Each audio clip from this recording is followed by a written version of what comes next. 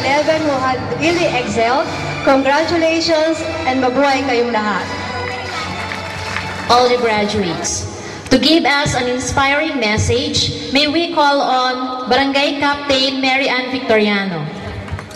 Sa bawat iba't ibang paaralan, magandang hapon po.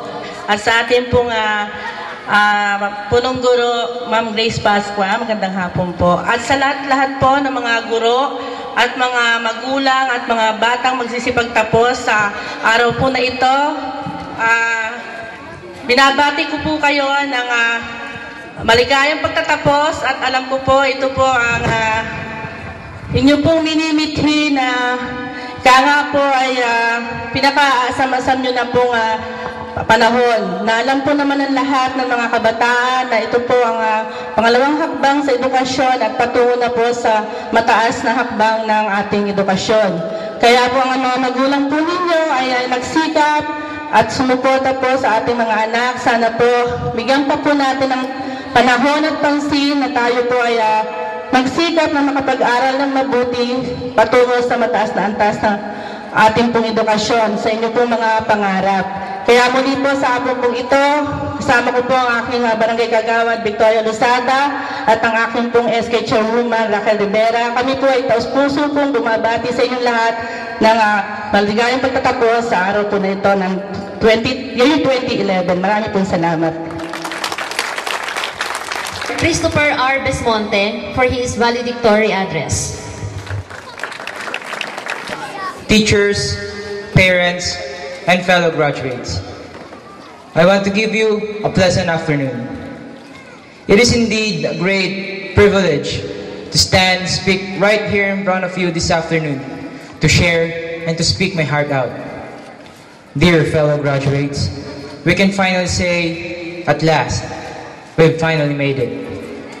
Assignments, quizzes, projects, periodic examinations, and graded recitations are finally over.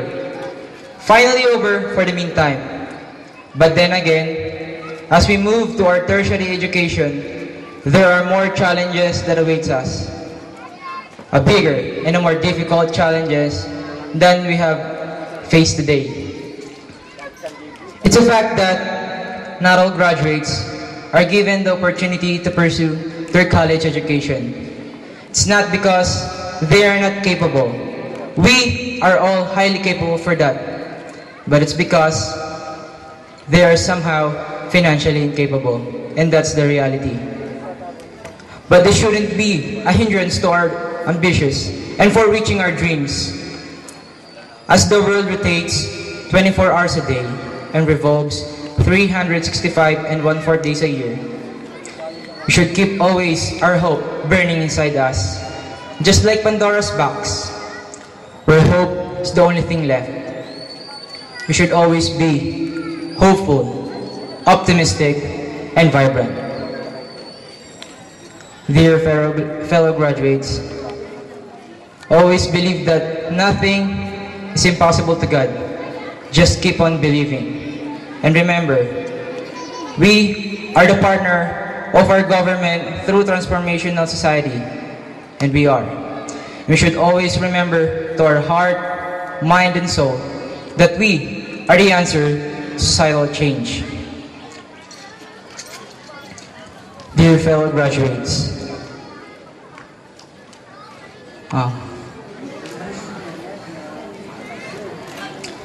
we are capable for conquering many difficulties in life. Just hold on, keep on holding on, not just in our strength, but most of all, to our weaknesses.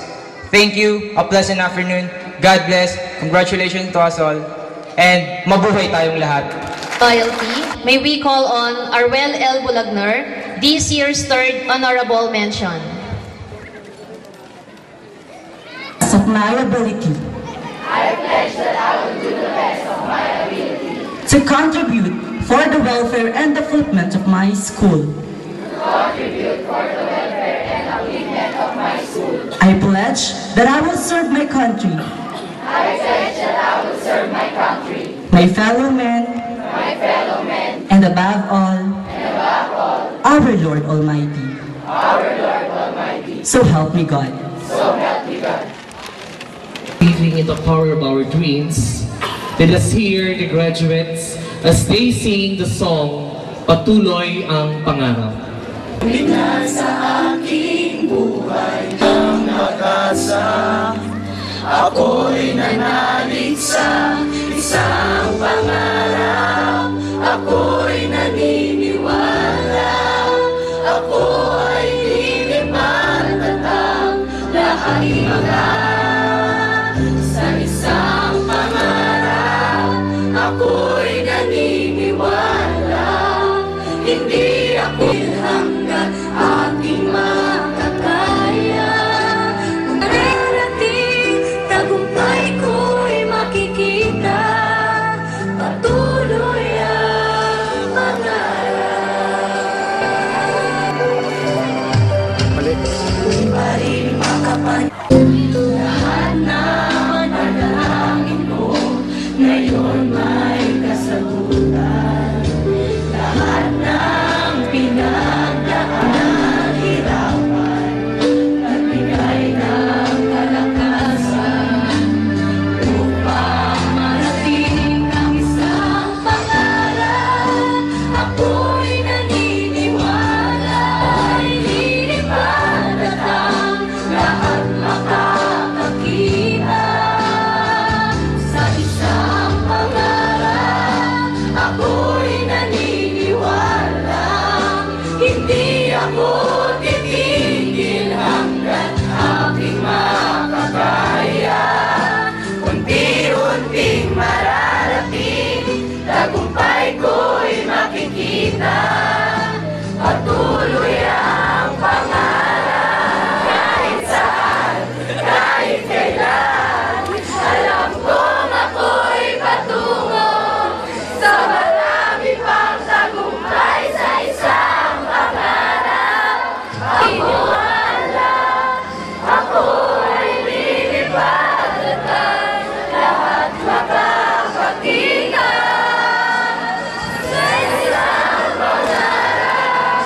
Ako'y naniniwala, hindi ako titigil hanggat aking makakaya. Unti-unting maratagumpay ko'y makikita, patuloy ang